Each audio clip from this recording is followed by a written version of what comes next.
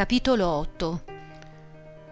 Il castello, una costruzione moderna all'italiana, con 2 ale che si protendevano in avanti e 3 scaloni, si ergeva in fondo a un immenso prato, nel quale pascolavano alcune mucche fra gruppi di grandi alberi distanziati fra loro. Arbusti a cespuglio, rododendri, siringhe, palle di neve gonfiavano i loro irregolari ciuffi di vegetazione sulla linea curva del sentiero cosparso di sabbia. Un fiumicello scorreva sotto un ponte. In mezzo alla bruma si intravedevano alcune capanne dal tetto di paglia sparse qua e là sulla distesa erbosa che saliva sui 2 fianchi in dolci pendii coperti di boschi.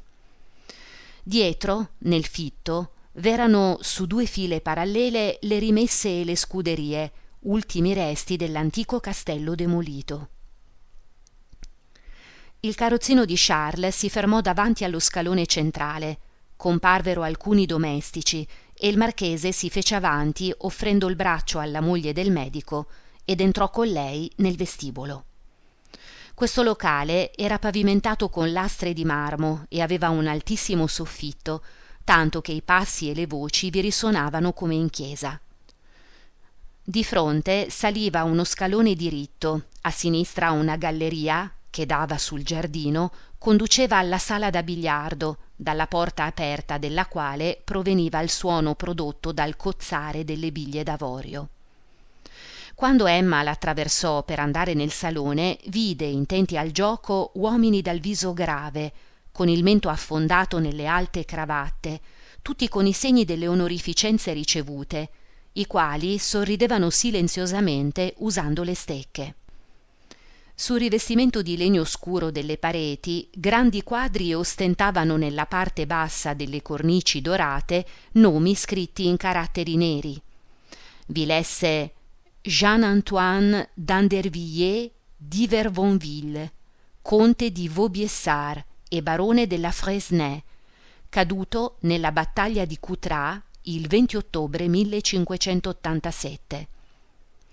E su un altro Jean-Antoine Henri Guy d'Andervilliers della Vaubyessard, ammiraglio di Francia e cavaliere dell'Ordine di San Michele, ferito nel combattimento della Hougue Saint-Vaast il 29 maggio 1692, morto alla Vaubyessard il 23 gennaio 1693.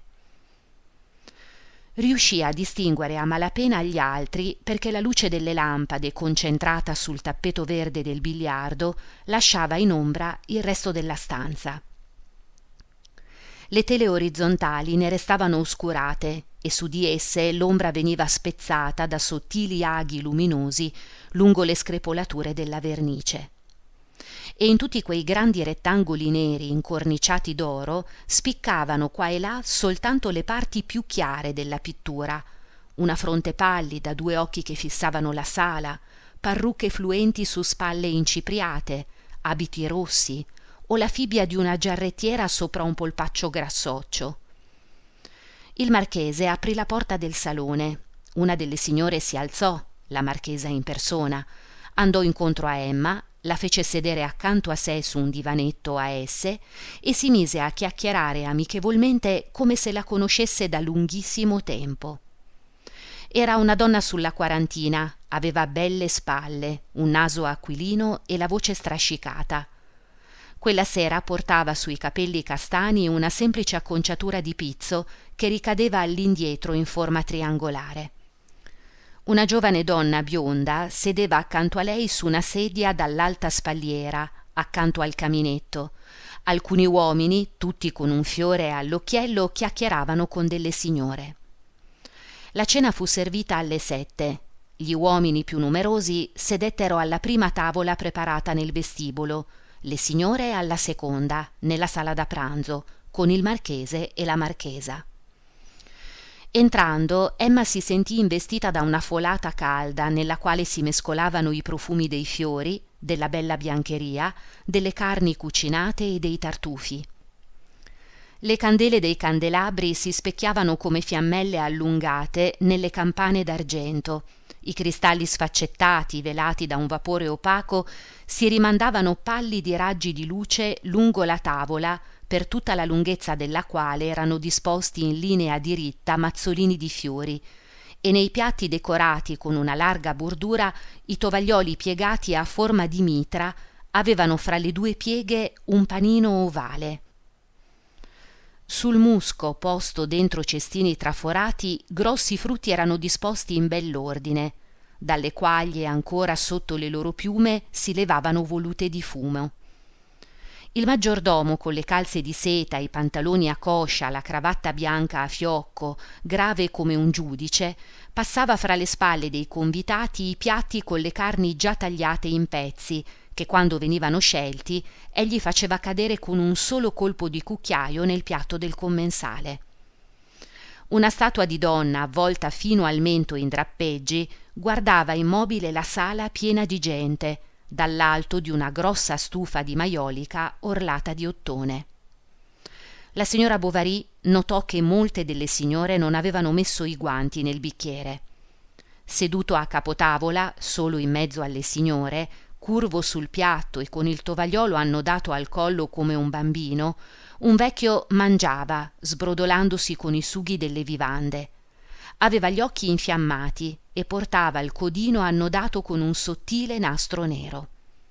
Era il suocero del marchese, il vecchio duca di Lavardaire, il quale, si diceva, aveva goduto i favori del conte d'Artois più di ogni altro al tempo delle partite di caccia al Vaudreuil presso il marchese di Conflans, ed era stato l'amante della regina Maria Antonietta fra de Coigny e de Lausanne.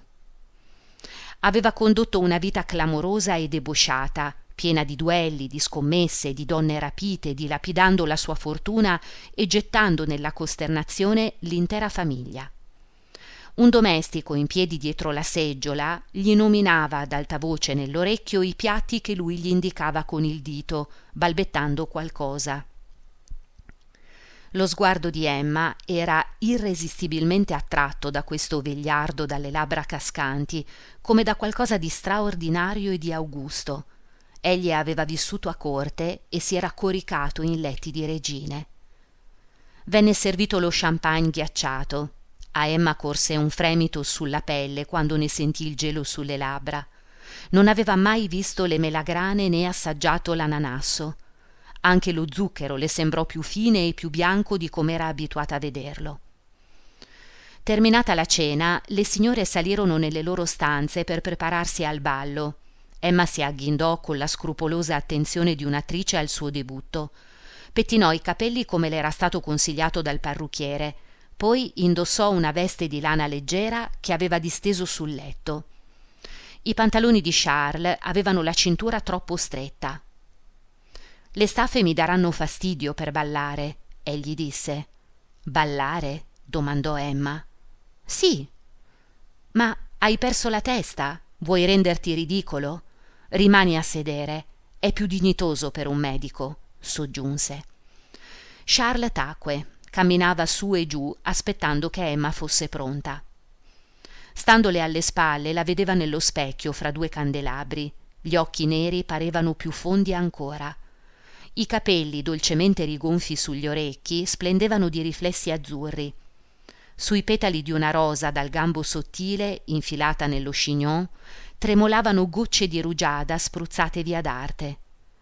Indossava un abito di un color zafferano chiaro, drappeggiato da 3 mazzi di roselline circondate di foglie verdi. Charles fece per baciarla su una spalla.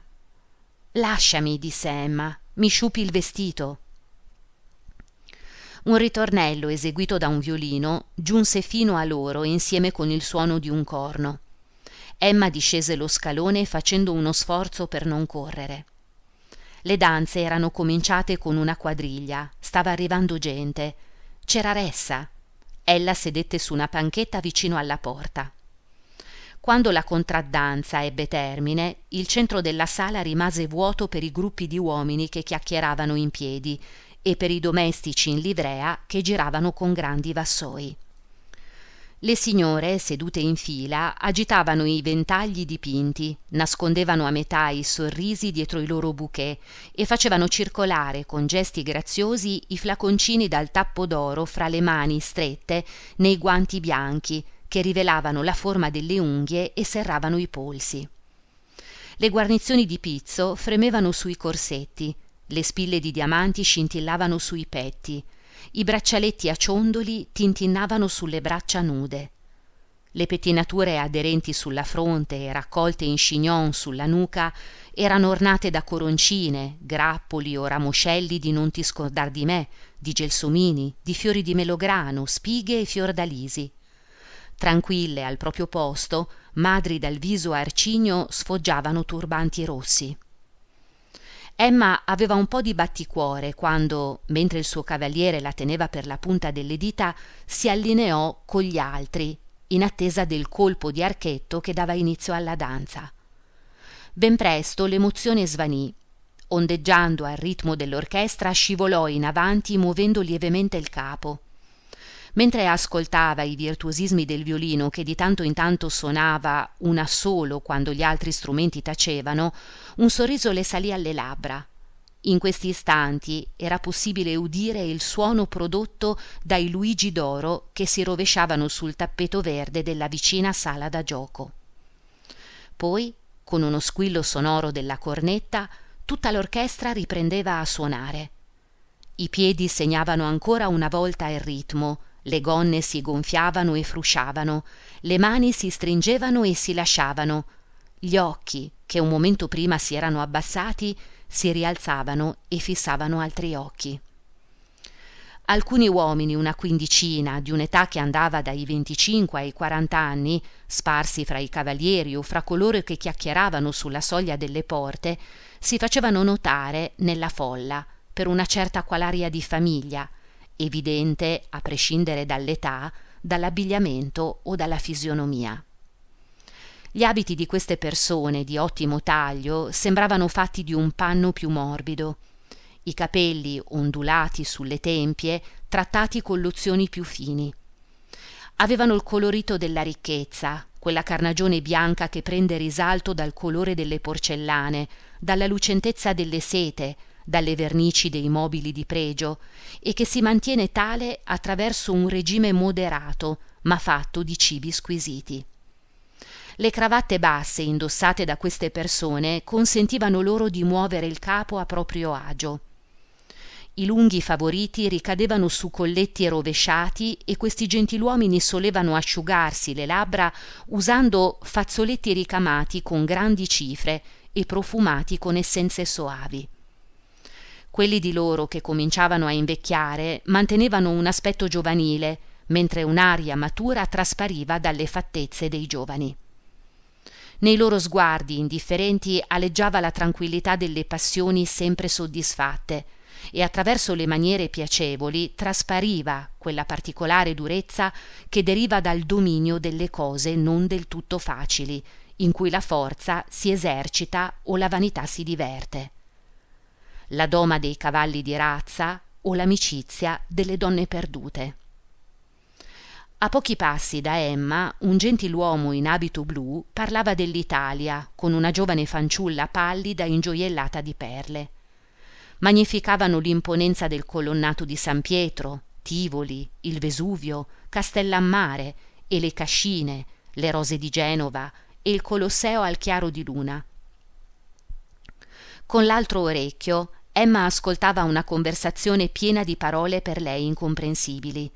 C'era ressa intorno a un giovanotto che aveva battuto la settimana precedente Miss Arabelle e Romulus e aveva guadagnato 2000 luigi saltando un fosso in Inghilterra. Uno si lamentava dei suoi cavalli da corsa che ingrassavano, un altro degli errori di stampa che avevano snaturato il nome del suo puledro.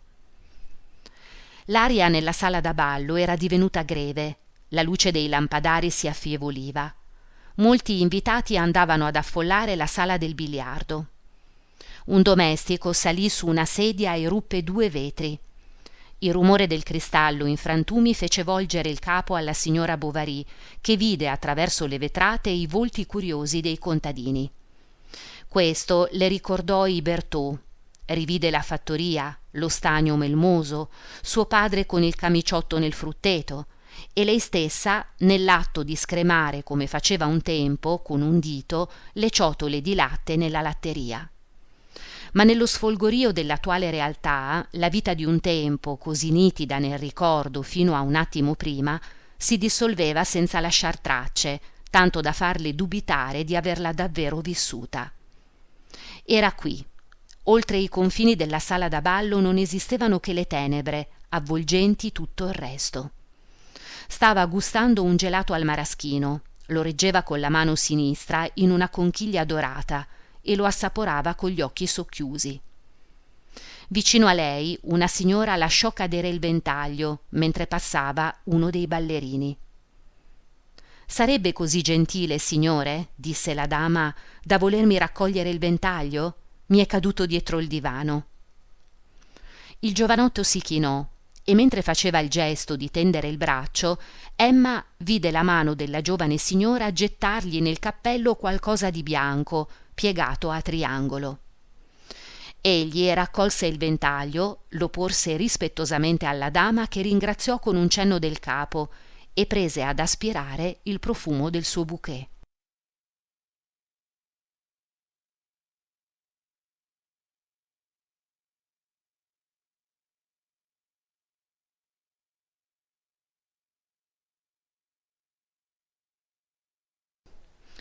Dopo la cena, nel corso della quale erano stati serviti molti vini spagnoli e del Reno, zuppe di frutti di mare e di latte di mandorle, pudding alla Trafalgar e ogni sorta di carni fredde circondate da gelatine tremolanti nei piatti, le carrozze una dopo l'altra cominciarono ad andarsene. Scostando un angolo delle tende di mussolina si vedevano le luci delle loro lanterne scivolare nel buio. I divani restarono vuoti. Soltanto qualche giocatore si tratteneva ancora intorno ai tavoli. I musicisti si rinfrescavano la punta delle dita umettandole di saliva. Charles era mezzo addormentato con la schiena appoggiata contro una porta. Alle 3 del mattino incominciò il cotillon. Emma non sapeva ballare il valzer. Tutte le altre signore lo ballavano, anche la signorina d'Andervilliers e la marchesa. Erano rimasti soltanto gli ospiti che dormivano al castello, una dozzina di persone circa. Ciò nonostante, uno dei ballerini, che tutti chiamavano familiarmente Visconte e che indossava un panciotto molto aperto e assai ben tagliato, invitò per la seconda volta la signora Bovary, assicurandole che avrebbe pensato lui a guidarla e che lei se la sarebbe cavata benissimo. Cominciarono a ballare adagio e poi sempre più in fretta giravano e tutto girava intorno a loro, le lampade, i mobili, le pareti, il pavimento, come un disco su un perno. Quando passavano vicino alle porte, l'orlo della gonna di Emma si avvolgeva intorno ai pantaloni del suo cavaliere, le loro gambe si incrociavano. Egli abbassava lo sguardo su di lei e incontrava i suoi occhi.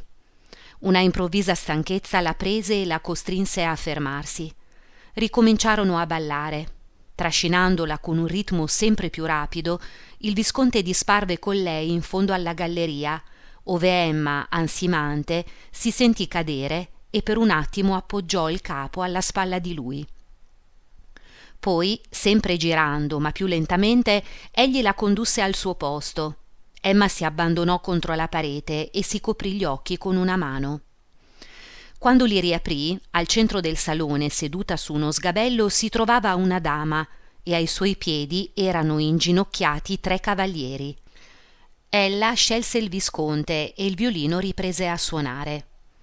Tutti li guardavano, passavano e ripassavano, lei con il busto diritto e fermo, il capo reclinato, lui sempre nella stessa posa, la figura inarcata, il braccio bene incurvato, il mento proteso. Quella sì era una brava ballerina. Continuarono a lungo e stancarono tutti gli altri. Vi fu ancora qualche breve conversazione, poi, dopo i saluti, o meglio il buongiorno, gli ospiti del castello andarono a dormire.